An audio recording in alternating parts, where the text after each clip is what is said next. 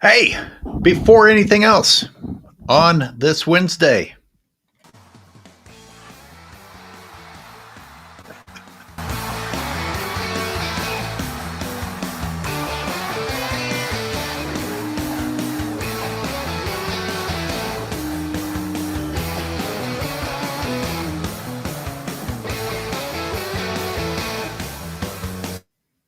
well, if anyone didn't guess by the intro music by one of the greatest bands ever, it is the birthday for sports and fitness rants. Happy birthday, sir.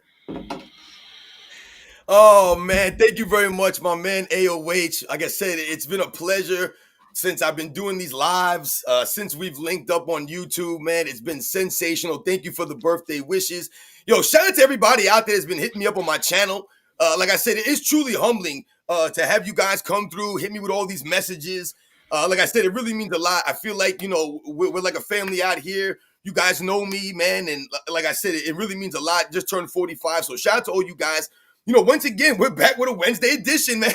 And we got some great stuff to talk about today. You know it. You know it. We are definitely talking about LeBron James on his wife's podcast, talking a whole bunch of nonsense, man. We definitely talking about that today, man. And we're going to be talking about some other things. But let me shout out to you guys out there in the chat. Yo, shout out to the Dark Wolf who just became a member. Much respect to you. Always coming through. Shout out to old school NBA fan. I see you dropping the news about Russell Westbrook.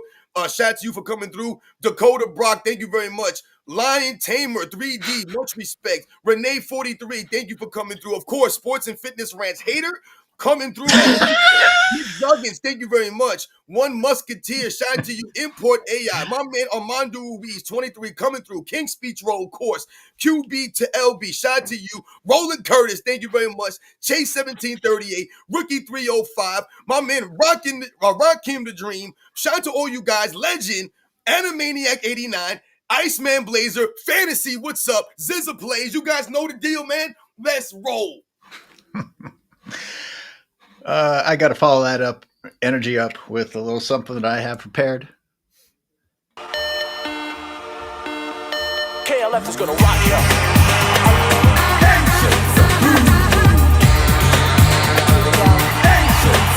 KLF is gonna rock you. KLF is gonna rock you.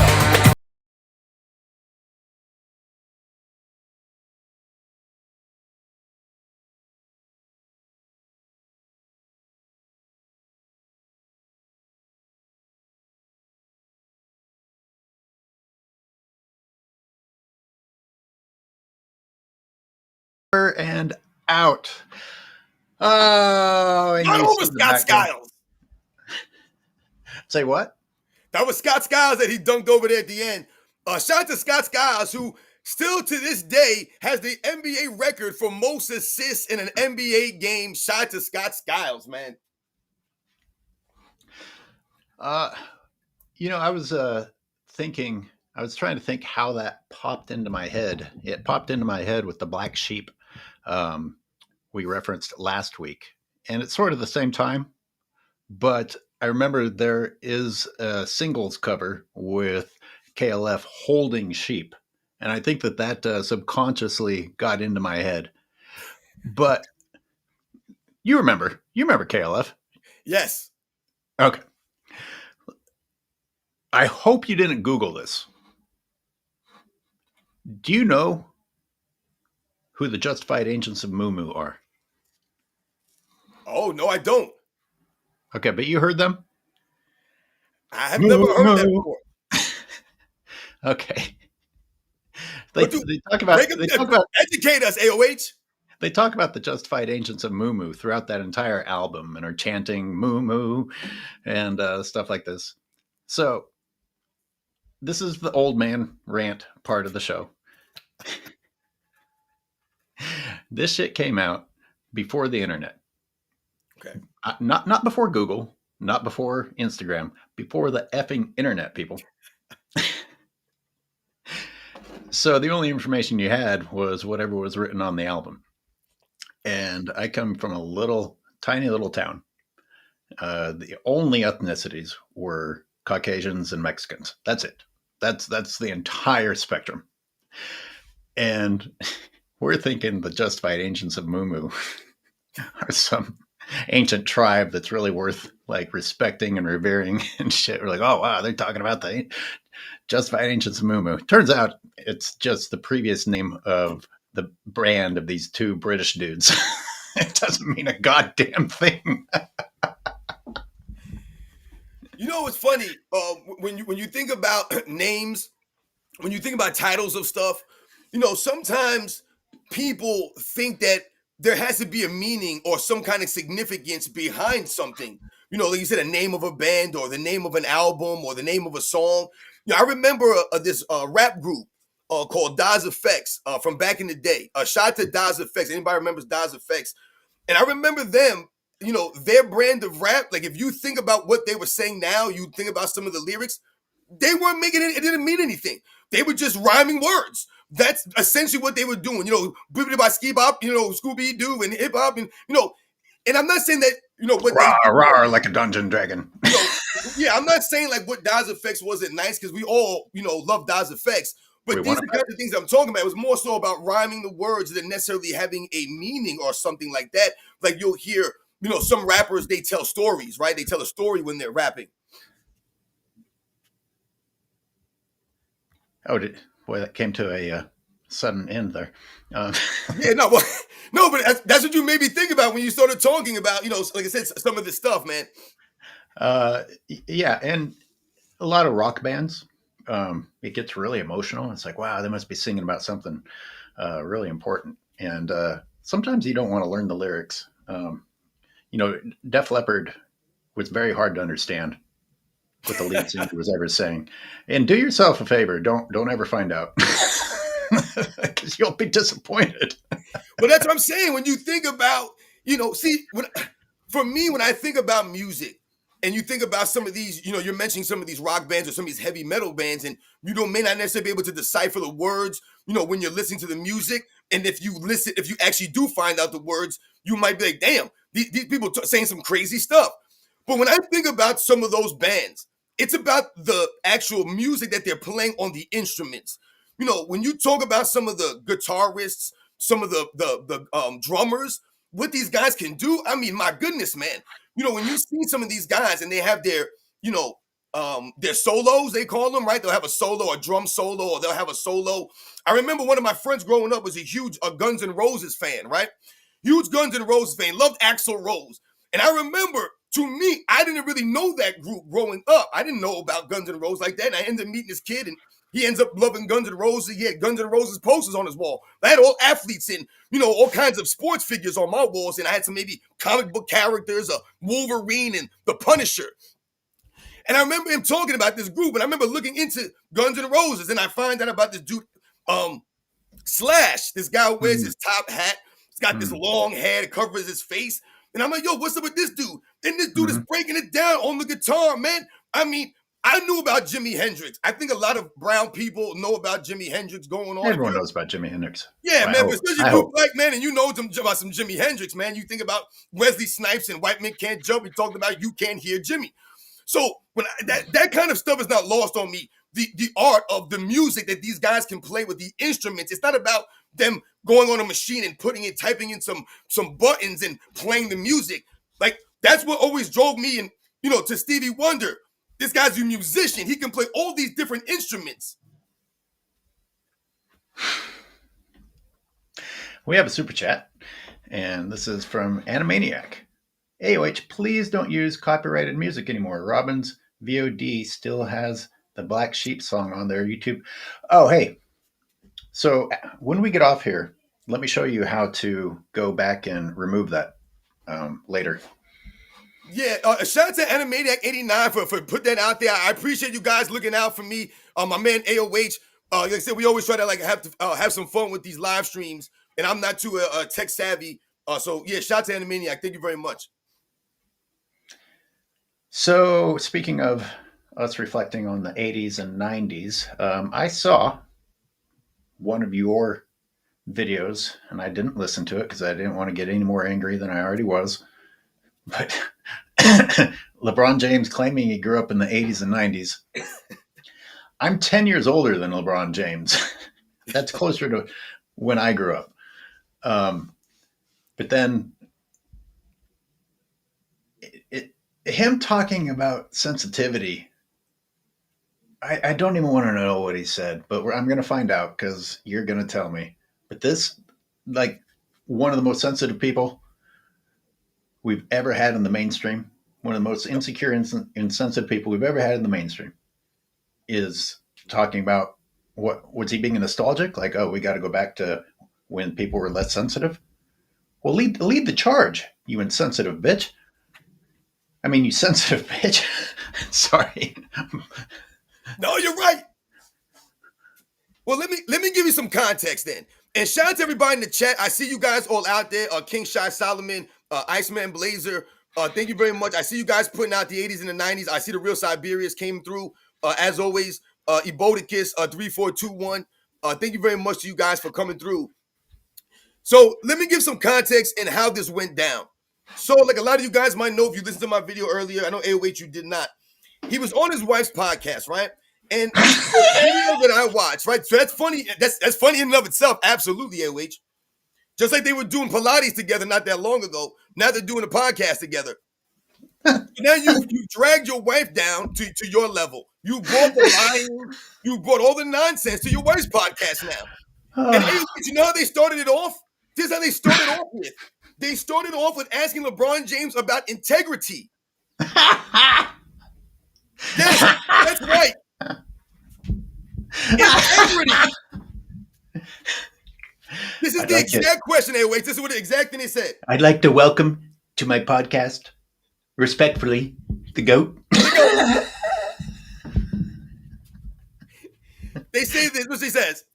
Do you think, and I wrote this down word for word, ladies and gentlemen, it's word for word. Do you think we live in a world where integrity is valued? They're asking LeBron James to answer this. LeBron James' response, no, hell no. And he proceeds to say this. Now, this is where it gets funny. Everything is so fake. This word for word. Everything is so fake now. You can't be honest with people. Everybody is so sensitive, so you're afraid to hurt people's feelings because you don't know how they will take it. I grew up in the 80s and 90s when you could say something and they wouldn't take it so personal. Here's what's frustrating, Robin. A lot of what he's saying is correct, but fucking be an example. You don't get to be the problem, the poster child of the problem, and then talk about how it should be. And who was it? Who wrote in here? Sorry, I think it was Iceman Blazer, born in '84, so he was 5 in 1989.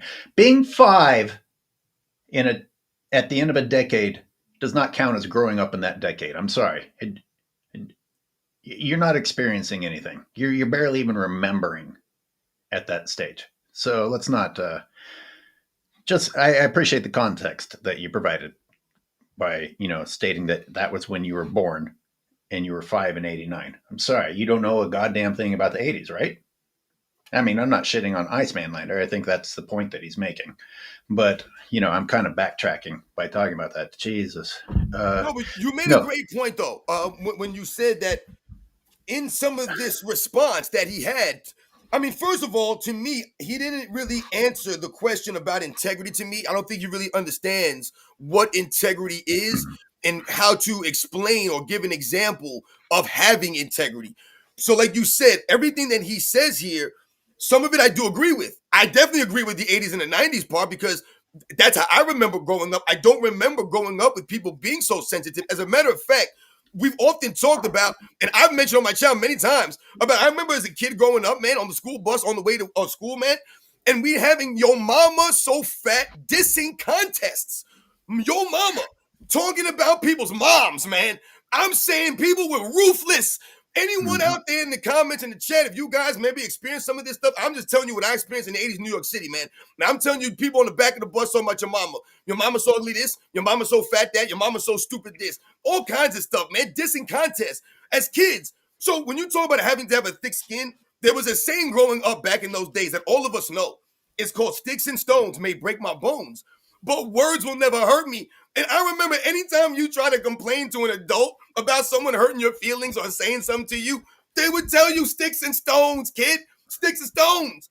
Yo, are you kidding me? Right now, wants to hear about this nonsense. Now everybody's upset. Everyone's a victim. Everyone needs a pillow. Everyone needs a shoulder to cry on. You got NBA players missing games for mental rests. Mental rest. That's insane. I mean, come on, man. It's insane for people to be trying to compare themselves. So I do agree with the 80s and 90s thing. But LeBron James, like you said, you're not an example of the 80s and 90s. And like I said in my video, we are not taking LeBron James, man. We are not taking him in. The children of the 80s and the 90s. We are not bringing in LeBron James, man. We are not welcoming into that, man. This dude does not represent us at all. Hell no. Hell no. Hell no.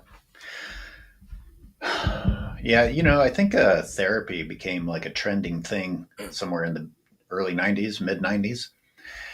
And on one hand, you might argue, it's good. It probably helped some people, but it also seems to have started a trend of focusing on your issues and like dwelling on issues. That was the flip side of it, the dark side of it. You and I were ranting before we went live, like how like everybody's conversation going down the street sounds like they're in the middle of a therapy session. They aren't waiting until they're in closed doors or on their podcast. Like they're just walking down the street or on the beach or in the forest shouting shouting to the person next to them or into their speakerphone every personal detail of their fucking lives. Yo, it's the facts, man. I'll listen. I'll even bring it to the military, man. I remember when I was in the military, I went to boot camp, and sometimes they would tell you stories, man. They'd be like, "Yo, these guys could beat you up, man. They could beat you physically in boot camp, and they're gonna be on you. They're gonna be in your face. All this stuff." And we were never physically beaten. I never saw anybody physically beaten in boot camp, man. But I saw dudes in your face, man. They got scary in there a bunch of times with some of the RDCs, man. And the authority figures out there in boot camp, man. And I can tell you, they used to make us do push-ups on the grinder. They used to call the blacktop the grinder. And they used to make you do push-ups on the grinder in like 90-some degree heat. And the blacktop would get so hot that when you used to drop down for push-ups, it would burn the skin off your hands. So eventually, after doing this for weeks in boot camp, your hands develop those calluses and that tough skin from doing the push-ups on the grinder all the time, man. I remember them making us shave when you had no beard. I didn't have a beard like that when I was growing up, when I was in the military. And they used to make you shave in boot camp when you didn't even have nothing there. You come outside and you be standing there, and you'd have to run a dry razor over your face, man, when you didn't have nothing there. And they didn't want to hear no ifs and buts about it. Like I talked about, when you play sports, a lot of people out there experience football. We talked about triple sessions many times out here. How many of you guys, did they give you guys water breaks all the time? Did they care about water breaks? They didn't tell you to earn the water. You had to earn a water break by essentially almost dying out there on the field. This is what you went through to be on the football team back in them days. This is what we're talking about now. And I'm not saying that was right. I'm not saying what was wrong. But I'm telling you this how we had to get through it. So when I tell you you had to be tougher by default, that's the facts, man.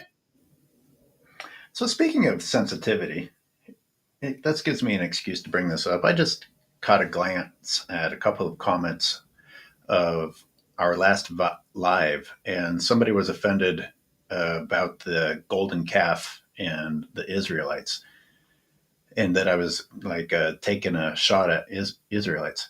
No, I was raised on the Bible, and the golden calf was associated with Moses leading the Israelites out of Egypt. Sorry, that's all there is to it.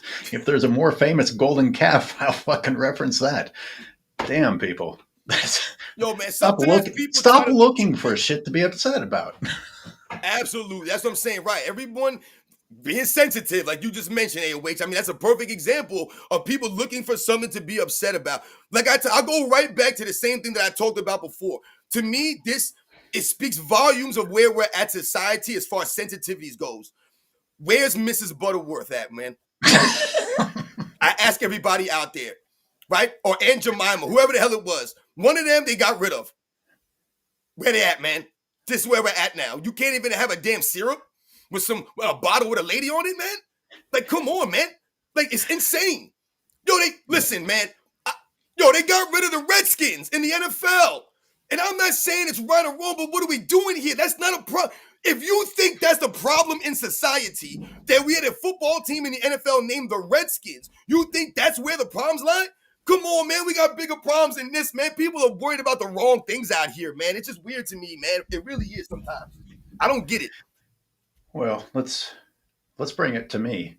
You got you got what they would call woke people complaining about my look on here, thinking that it means something more. But you also have the far right hoping that it means what they think it means. Like, I'm trying to be an asshole. And you got the far left saying, "Oh, you are being an asshole," and it does. It's neither one. Yo, you know what's funny, man? I want everyone to think about this guy named Bob Ross. If you don't know who Bob Ross is, I want you guys to go Google Bob Ross right now. And I want you guys to tell me who he looks like. What does he look like to you? Does he look like a black person? Does he look like someone who's ethnic? You tell me about Bob Ross, all right? The legendary Bob Ross, who I posted a picture of not that long ago on my channel. When people try to make it seem as if you are trying to do some blackface or you're trying to imitate a black person, it's laughable to me. And once again, it lets me know that they don't have much experience in the world, in life. You know, I remember once again when I was in boot camp in the military, I came across and met individuals that I was the first brown person they had ever met. Wow. I knew a guy from Wyoming. He didn't never met no brown people, man. I was the first brown person this dude ever met, man. So we have to understand some of our life experience, some people, they ain't never been out there. They think that every white person got some straight hair or people who have white can't have hair like you. Once again, go Google Bob Ross and you let me know who he looks like. I hear you. I'm not gonna. Rest in peace to Bob Ross, man, for real. Very relaxing. I remember watching Bob Ross, man, the Pretty Little Trees.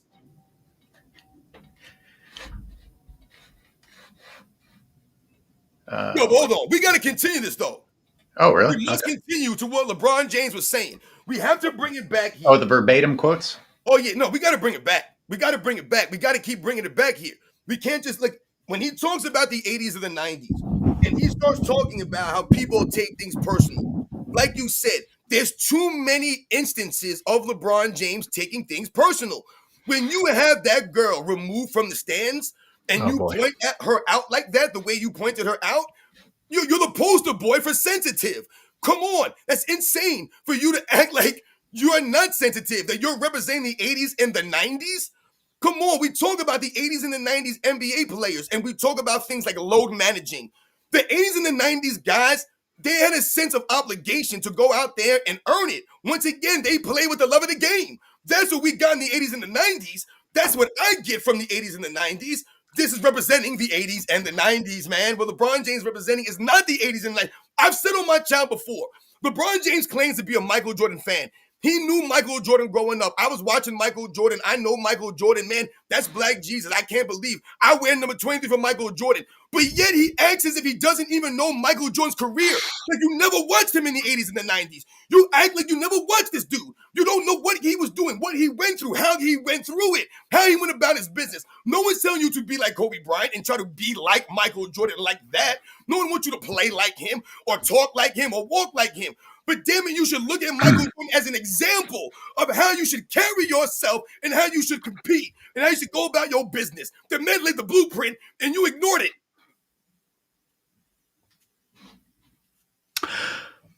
Someone else, a LeBron fan, commented that all I do is show LeBron's bad plays. And this, funny enough, was on the video called 7 Consecutive Plays.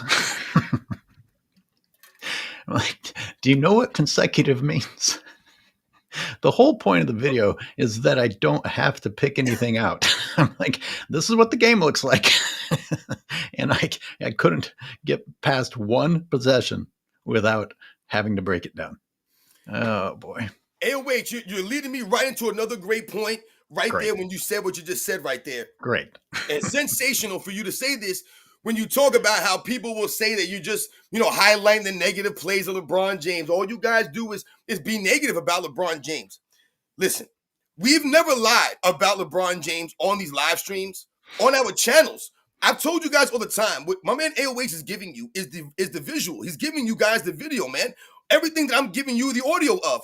I'm not lying about none of this stuff. And the video footage that he puts that he's not cherry picking here and there, like we're telling you, man. You can go through an entire first quarter, and it takes you 30 minutes for my man to get through it because all you see is the same nonsense. LeBron James standing on one side of the court, not making it cross half court. This is from the opening tap. The opening tap, this video footage is out there, guys.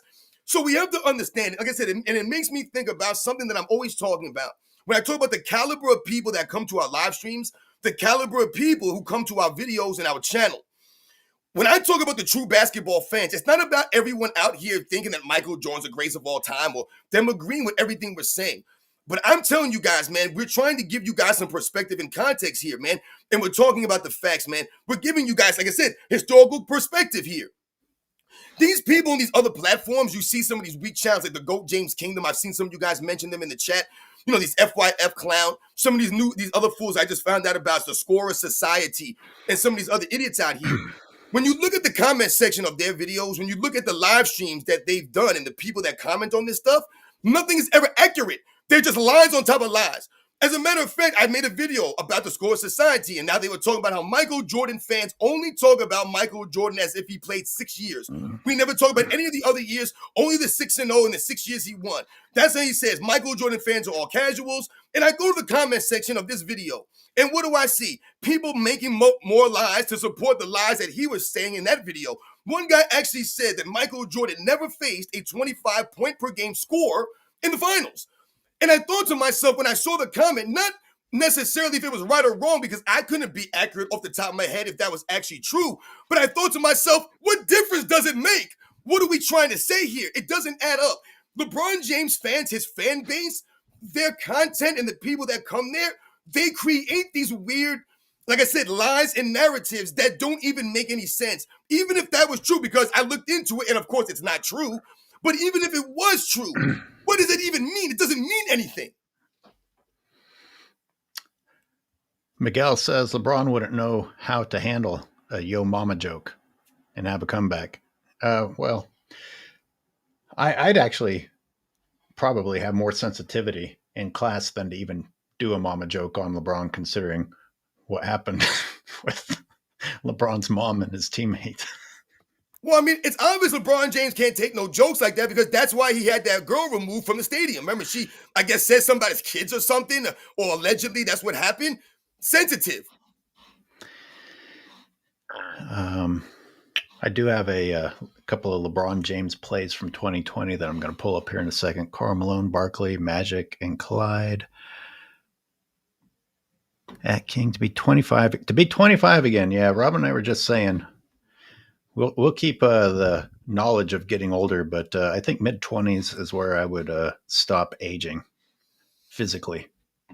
Yeah, we were joking about that. When you're younger, you want to be older because there are certain restrictions. When you're growing up, you can't drive a car, you can't buy certain things, you can't do certain stuff, right? So you want to be a certain age. Oh, I want to be 18. Oh, I want to be 21. Oh, I want to be 25. So yeah, you think about your prime, your quote unquote prime of our lives, when you thought you were at the best, right? Maybe when you had hair, right? Maybe when you were in the best shape of your life, maybe you were 20 pounds lighter, or, you thought you looked your best, whatever the case may be, man. But when I talk about fitness and health on my channel, I tell people all the time, when we talk about going through life and getting older, it's not always about, being alive, right? And a lot of people, as they go through life, they just are okay with being alive and being like, yeah, I'm 40 or I'm 45 or I'm 50 or I'm 60 and this is how I'm supposed to feel. This is normal. It's okay for me to be lazy because this is the age I've gotten to. I've earned it. And I tell people it's one thing to just be alive, but it's another thing to be living. So even though I've gotten older and yeah, I would, love to be 25 again. I had hair, and, I said I was definitely faster and, more athletic at that age. But at the same time, I don't feel like, I'm not a better version of myself right now because like you mentioned, AOH, I'm smarter now, I'm wiser, and I've learned things over this life and I've taken care of myself and I've done things to put myself in a position where I can still go on the basketball court and people don't think I'm 45. Amen, man. Amen. I used to get away with a decade and a half younger, and then I finally reached, and then my beard fucking turned gray and I was fucked. but I can still play with people 2 decades shorter, younger. Hey, so I've got Anthony Davis, Game 2 of 2020 on the screen. I was trying to watch it, and the NBA channel was stalling out on me. But I did take a moment to look at the box score because Anthony Davis in this game apparently made 14 of his first 15 shots on the way to 32 points.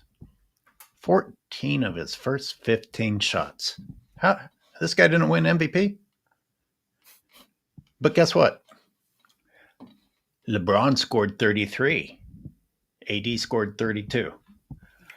Well, that brings me to screenshot number 2. And here, let me make that one bigger while I'm doing this. All right. I'm not sure how that's a classic game, by the way. It was a fucking blowout. What do they mean, classic game? It's always classic with LeBron James, right? It's classic. Right? Classic LeBron James getting carried and saved by his teammates. Okay, look at the shots in the paint here. One would like to think that this is Anthony Davis's shot chart. This is LeBron James's shot chart. Where's your center supposed to go, man? Oh, man. See, when they tell us, these weirdos out here, LeBron James is a better shooter than Michael Jordan. I had this weirdo from the GOAT James Kingdom, man. He tagged me in some video and he played a clip of me talking about LeBron James hitting the side of the backboard. And then he played some clips of Michael Jordan hitting the side of the backboard in a game against the Boston Celtics or something like that. And I laugh at these guys. That's the classic case of quote unquote cherry picking, man. LeBron James can't shoot better than Michael Jordan, but they try to tell us he can. Look at that shot chart. Yeah, I know. 1 for 5 from 3 on that. And here's where LeBron James boosts his shooting. This is from game 2. This is me just looking at the box score and watching LeBron James shooting. 2 things I want people to pay attention to here. So here's his first points. Let me rewind it. Hey, what do you know? Wide open, uncontested dunk. Nice outlet from Caruso. And you know what else I want to point out here? LeBron James never gives that easy point to the teammate who's out there ahead of him. Nope, you're right. But his teammates do it for him. Like, see, if that was that is that they also call him a pass first player.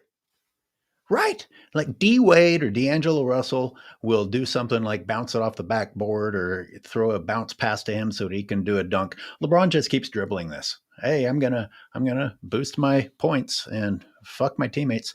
So speaking of, here's the end of the game. Look at the defense from the Miami Heat, if you can call it defense. Wow, stat padding.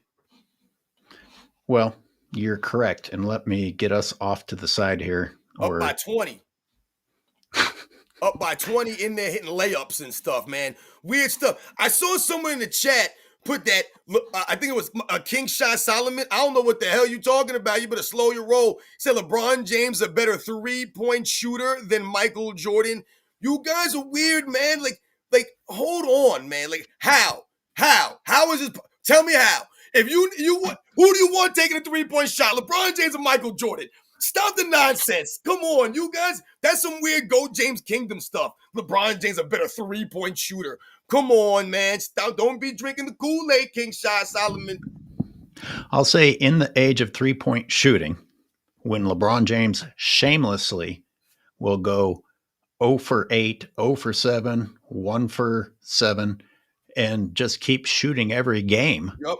Then he ends up having some games where he makes some.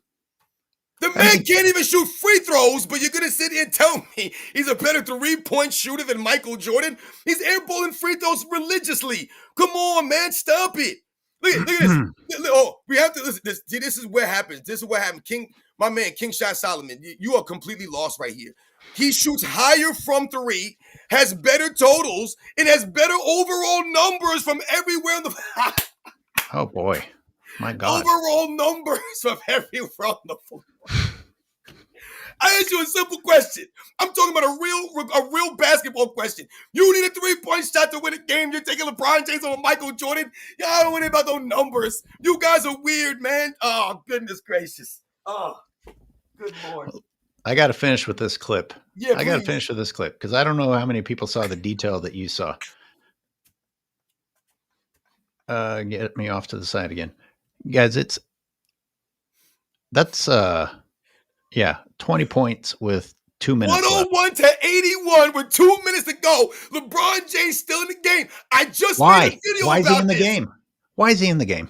I just made a video about AOH. I just made a video about this. How Michael Jordan would regularly check himself out of these games when the Bulls were blowing the team out or if they were getting blown out. I just talked about a game in 87 when Michael Jordan had 58 points after 3 quarters and he sat the entire 4th quarter. When he had 58, you're telling me he couldn't win for 70 or 80 points that game? Or at least went for 60? He sat out the entire 4th quarter. This dude always does this weird stuff. So, for everybody who's proud of LeBron occasionally shooting well, look at the goddamn still frame on the screen, people.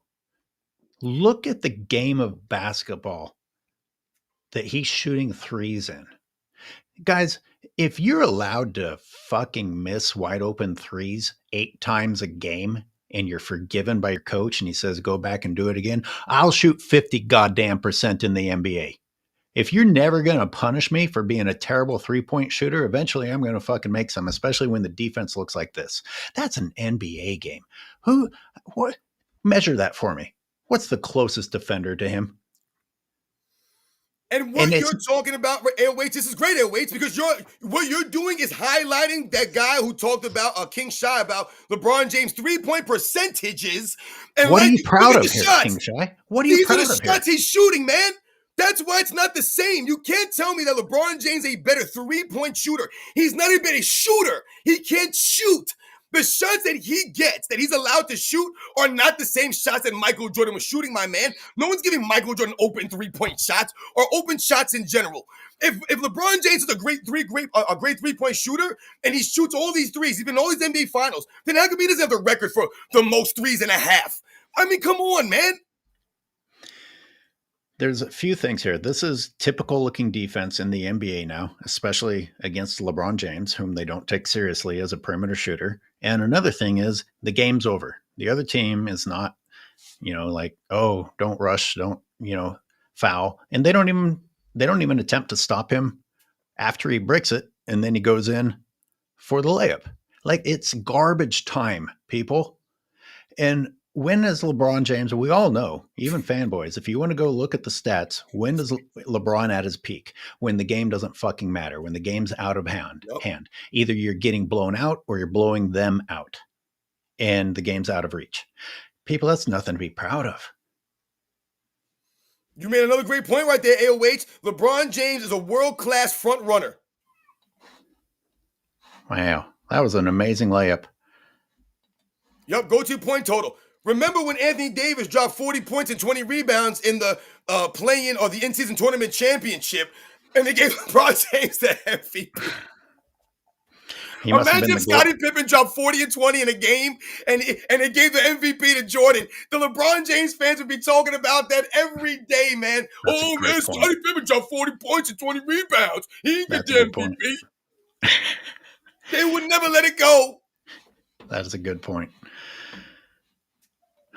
40-20 AOH in a championship. And remember, because the championship game doesn't count, there's no record of it technically. Probably because LeBron was the glue. Didn't you get the memo? You can just come up with some shit. He's the reason why Steph Curry went off when he did and saved the USA team. He's exactly the reason why. If LeBron James wasn't out there, Steph Curry can't do what he did. I mean, God forbid. I think it was his powder tots before the games inspired Steph Curry to shoot better. LeBron James was just as important during that run of Steph Curry in those moments against what team was that? Nikola Jokic's team, man. Oh, Serbia. Yeah, against the Serbian team, and Scottie Pippen was impactful at the end of that sequence in 1998 Finals, man, when no one touched the ball but Michael Jordan, man. That was LeBron James just standing around witnessing Steph Curry go off, but he's the glue. LeBron's stupid, lazy ass had the defender next to Curry. It's like, get the fuck away from me. Can you Like, dude, imagine you if I get in did, the way. you imagine Get out of you're the about way, to man. shoot a you imagine you're about to shoot a three, Robin, and I just kind of like wander over toward you. I got you, man. Let me bring my defender over to you. I got you. Yo, I Steph, got you if pass you me the need me. ball, man. I'm open. But you know, really, in the back of LeBron James' mind, he's saying, don't pass me the ball, Steph. Go do what you got to do. Because I ain't trying to take these shots because you ain't going to make them shots. But then you got people talking about LeBron James a better three-point shooter than Michael Jordan. Man, stop. It's insane to try to specify some of this stuff, man, and give this man an MVP when he was standing by watching Steph Curry bail him out. It's the same thing we saw from Kyrie Irving. They actually wanted to run the play for LeBron James. And LeBron James is like, nah, man, give it to Kyrie, man. Let him do his thing. Imagine them saying, hey, Mike, we're going to go to you right now in game 7, man. The score is tied. We're going to go to you. Phil Jackson's joining the play up. And Jordan turns around and says, hold on a second, Phil. Let's go to Scotty. We got to go to Scotty right now. Don't give it to me. Give it to Scotty. Oh, wait, better yet, let's give it to Kukoc. Let's give it to Steve Kerr. Let's give it to Rodman. Let's give it to everybody but me. This man went away from the moment. He stood in the corner while Kyrie Irving sized up Steph Curry and calmly hits the shot in his face. LeBron James was a witness to Kyrie Irving's greatness the same way he's a witness to Steph Curry's greatness. So Mike Lowry says, and some other people asked me to block Sports and Fitness Rants hater because he comments all the time to make sure that his comments are at the top or something like that. I didn't even think about it like that before. So I guess there's more to it than just ignoring the stupid child. So yeah, okay, I blocked him. Mike Lowry, LeBron didn't just have all-stars. He had amazing bench also, but there was something that Uncut put out a little while back talking about the all-stars of Kobe and the all-stars of LeBron. And let me start by saying, I think Kobe had a fair amount of help compared to Michael Jordan. I don't think Kobe didn't have help. But a few things in that video, the people that were on the podcast making points, trying to defend LeBron, didn't even have their facts straight. Like you couldn't get your fucking facts straight before you came on. Another thing I was noticing as they were going through the list, how many of LeBron's all-stars were franchise players? They weren't just all-stars. They were the fucking franchise player of their team prior to becoming a role player with LeBron James. I mean, that's pretty crazy. I mean, Nick Van Exel was pretty talented. Was he ever considered a franchise player? How about Eddie Jones? You see what I'm saying? These are the people that they listed as Kobe's all-star teammates, people like that. You know, when you made some great points. AOH, man, again, you brought up Kobe Bryant, and you brought up, the help of Kobe Bryant versus LeBron James. And, we could talk about, who had more help or didn't. The one thing that I respect about Kobe Bryant, what he did is essentially not the same, but it's kind of what Kevin Durant hasn't been able to do. When we laugh at Kevin Durant's championships and we don't really respect those 2 Finals MVPs, the way he went about it, I mean, you dipped and went to the team that beat you and all this stuff. We get all that. Kevin Durant left the Warriors to essentially prove that he could lead a team to a championship, that those championships weren't necessarily fraudulent, that you got to put respect on my name. I'm Kevin Durant. I can lead a team to the promised land. That's really what he was supposed to do when he went to Brooklyn. He was supposed to bring Brooklyn to the promised land. What Kobe Bryant did when he won those championships without Shaquille O'Neal on the team, it wasn't about Shaq being the number 1 guy and him being a number 2 guy or a sidekick. It's never been about that. It's been about Kobe Bryant wanting everyone else to never view him or ever think, and himself included. He wanted to prove to himself, I can be the lead guy where there's no question. I'm the dude, and I can lead a team to the promised land. I can do this. That's what his mission was. So he did that. He proved it 2 times over, man, and the man almost went for 3. So he proved himself in a way that Kevin Durant has never been able to come close to doing. Okay, and that's the problem for someone like Kevin Durant. So that's why Kobe Bryant got the respect that he has now.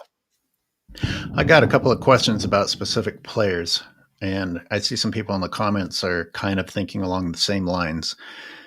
Did you ever consider Pau Gasol to be a franchise player prior to going and being second fiddle to Kobe? And two, how many people considered Kevin Love to be a franchise player? Because I can see in the comments some people don't think that, but he was an absolute fucking monster in Minnesota. And I went and looked at the rest of the roster, and it's like, if it wasn't him, then who was it? Ricky Rubio, briefly? I mean, no. I mean, Kevin Love's numbers in Minnesota were incredible. So, I mean, does anyone want to argue that Kevin Love was not Minnesota's franchise player? And Yeah. I'm open to it. I'm open to it. I just want to hear. Yeah, no, I think that what Kevin Love was doing, see, that's the problem. See, when you talk now about Kevin Love, people think you're making a stretch. They're like, oh, Kevin Love wasn't that great. But when you actually go and watch video of Kevin Love, you go and look at some of the quote unquote stats. The LeBron James fans love the stats and numbers. You don't want to go look at Kevin Love's stats and numbers and what he was doing before he played with LeBron James. He was an all NBA performer. Kevin Love was arguably the greatest rebounder in the game, especially at that position. The man was dropping 30 games. I mean, 30-20 games. He was doing this all the time. Kevin Love was knocking down threes. As a matter of fact, if I'm not mistaken, maybe I'm wrong, you guys can check me in the comments. I think he won a three-point contest, Kevin Love. So when you think about what he could do, his overall game, stretching the floor, the rebounding prowess, remember, he was a lot thicker when he played in Minnesota. He used that thickness to his advantage out there on the court, man. This dude was a baller, man. He was absolutely the franchise for them. They weren't a great team, but he didn't necessarily have a great team around him. The LeBron James fans talk about how much help he didn't have, right? And then they'll say, oh, what did Kevin Love do without LeBron James? Well, what was he? How much help did he have? Where was Kevin Love's help? Who was he playing with? You guys play the game with LeBron James, but you don't play with his teammates. Right. I would say Kevin Love was better than Pau Gasol was when he came to play with Kobe Bryant. See, when you think about Pau Gasol, he's remembered for being greater because why? Because he played with Kobe Bryant and won. No, but anyways, think about what I just said. Yeah, he absolutely. played with Kobe Bryant and won. He's remembered for being greater. Kevin Love played with LeBron James and won, and he's remembered for being crap. Crap. There's a common denominator when somebody shits on everyone else and other players get their due, and one guy's teammates never get their due. Yep. Imagine what Michael Jordan would do with Kevin Love. Look what he did for Horace Grant. People can debate in their own minds whether Kevin Love was a franchise player, but his numbers were amazing. And in the season, this much was published. I found this documentation. In the season before joining LeBron James, he was a bona fide top 10 player in the league. Yep. Now, how many teams are there in the league? If you're top 10 out of that many teams, then you're clearly a franchise player. Because each team's going to have a franchise player, or at least they hope that they have a franchise player or are searching for a franchise player. If he's top 10 and he's putting up the numbers he's doing, I'm calling him a franchise player. Yeah. I agree with everything you're saying, AOH. Like I said, it's sad that these players, their reputations, I mean, we could segue right into a Russell Westbrook real quickly, who just signed with the Sacramento Kings, but even someone like Russell Westbrook, who's an MVP winner in his career, when he played the season with LeBron James, I think he played like a year and a half with LeBron James, that first full season, this man was getting death threats. He was receiving death threats from the LeBron James fan base because, God forbid, he was turning the ball over. It was all Russell Westbrook's fault. They'll blame Russell Westbrook for LeBron James not winning a championship that season, man. They love to blame his teammates. But I don't remember Scottie Pippen getting death threats playing with Michael Jordan, and he messed it up way more often than Russell Westbrook did for LeBron James, man. It's insane the kind of stuff that LeBron James teammates have to deal with because of LeBron James and his fan base. LeBron, like you said earlier, LeBron James will never stand up for these guys and put his arm around somebody and say, yo, why don't y'all back off of Russell Westbrook, man? Lowry says, what did Pippen do without Jordan? Well, he got fucking smoked embarrassingly by Kobe in that game against Portland. Rise above anything. Kevin Love was a monster in Minnesota. Thank you for the super. Absolutely. Remember, if Kevin Love played with Michael Jordan, he would be the greatest player in NBA's history. They'd be Kevin Love. He's the greatest white guy ever. Larry Bird can't touch Kevin Love. Michael Jordan was playing with Kevin Love. The guy was a rebounding machine. He's the greatest white rebounder in the history of the game. This is what they would have been talking about with Kevin Love if he played with Michael Jordan, man. Everyone's hyped up. I told you, they talk about Steve Kerr like he's Steph Curry of the 90s. Like he was Reggie Miller or somebody, or Chris Mullin, or Mitch Richmond, or Glenn Rice, or Dale Ellis. It's Steve freaking Kerr, man. So not a Russ fan, but sad to see him go to Sacktown, says a viewer. You mean because Sacktown doesn't know what the hell they're doing at the moment? Are they projected to do better this year? They were kind of on an upward trend and then just went down. Yeah, they had some issues. They got rid of Fox. I like Sabonis a lot. Shout out to DeMontis Sabonis. I like some. I think they have the DeRozan still there. They have some players. I'm a little upset that Russell Westbrook had to go there. One of the points that I wanted to make when I brought that up was that this is what happens to someone like Russell Westbrook. His reputation takes a hit playing with LeBron James. So they were talking about Russell Westbrook maybe not even finding a home. So him signing with the Sacramento Kings is like almost like a last-ditch effort to stay in the league. And I hope that he can have an impact and that the Kings can, stay injury-free because a lot of these guys are injury-prone. And they can maybe make some noise, or maybe make a 7th or 8th seed. The Western Conference is going to be tough, man. There's going to be some really good teams out there. When you talk about the Dallas Mavericks potential of their roster on paper, we know about the OKC Thunder. The Nuggets, to me, have improved heavily. We talked about the Minnesota Timberwolves and Anthony Edwards and him studying Michael Jordan, Kobe in the offseason. What's he going to do? I don't know, man. The Lakers on paper, man, got a good team. The LeBron James, Luka Doncic, the only team in the NBA with 2 top 10 players. So what are we talking here?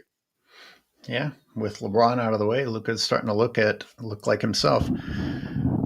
Yeah, boy, too bad Russ can't do what the rest of us might do and just like leave off one of the companies that you worked for from your resume.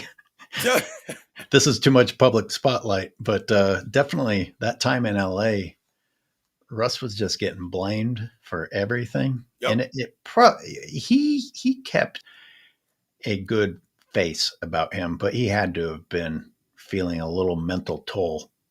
But remember, AOH, remember Skip Bayless, Shannon Sharp. Remember, they were doing a lot of the Russell West brick. They were pathetic. The Russell West brick.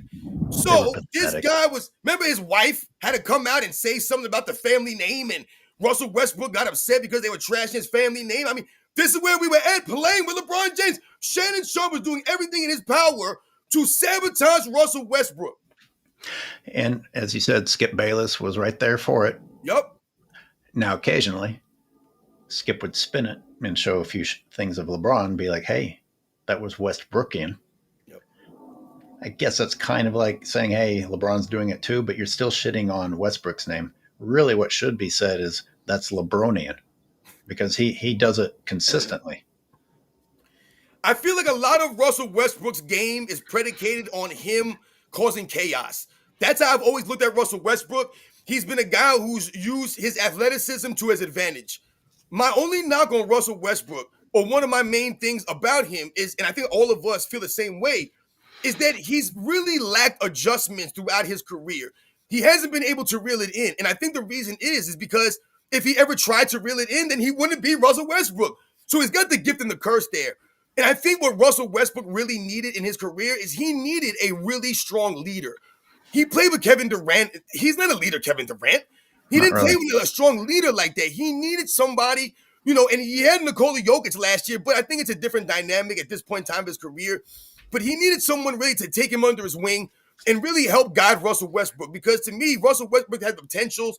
He just never really adjusts his game. I mean, to me, Russell Westbrook never making an all-defensive team is something that I don't understand how that's possible, because he has all the athleticism and size at that position. He should be locking dudes down. Good point. Crazy because they did the same thing to Chris Bosh, says 1, 2, 3. Yeah. We didn't even mention Chris Bosh. That's another guy who was a franchise player. Was Chris Bosh not the Toronto Raptors franchise guy when he went to Miami? Yes, he was. He was a 2010 guy every season, man, out there for the Raptors.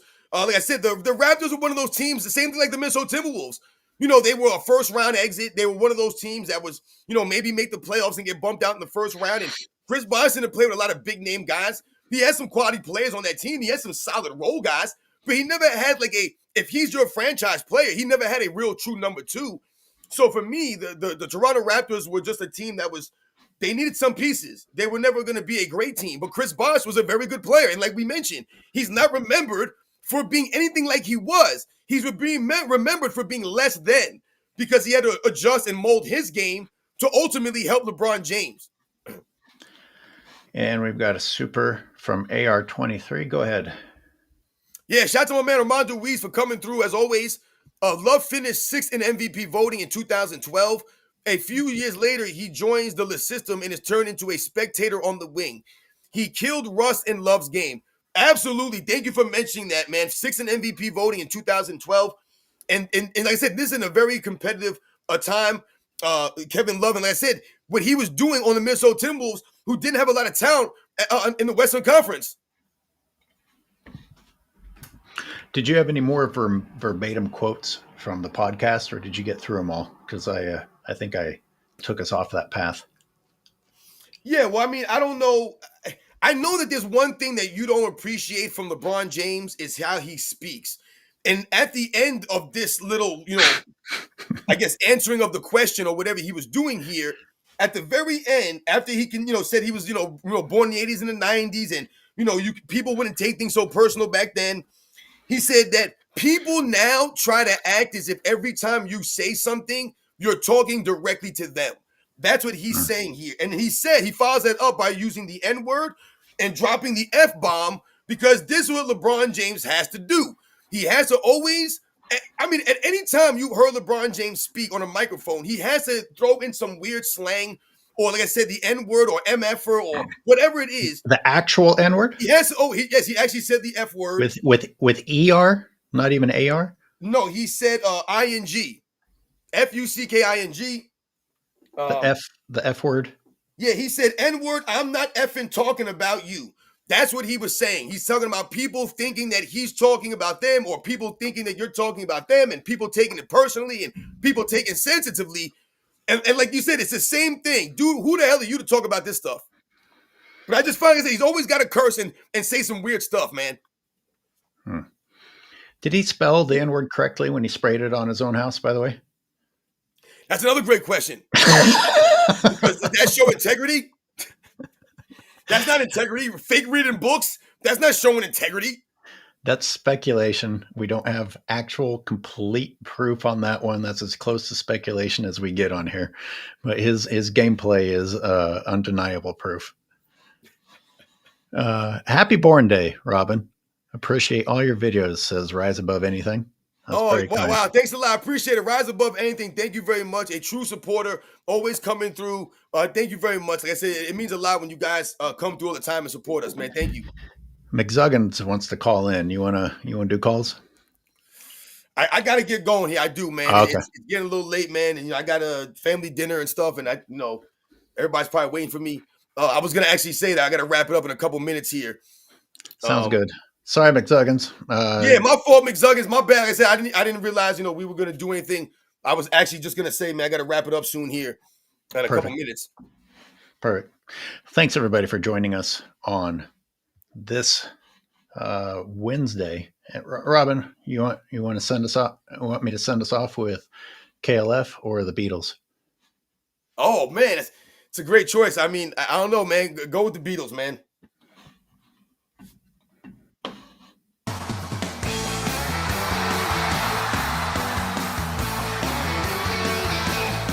Once again, man, shout out to all you guys, man. It means a lot. Thanks, everybody.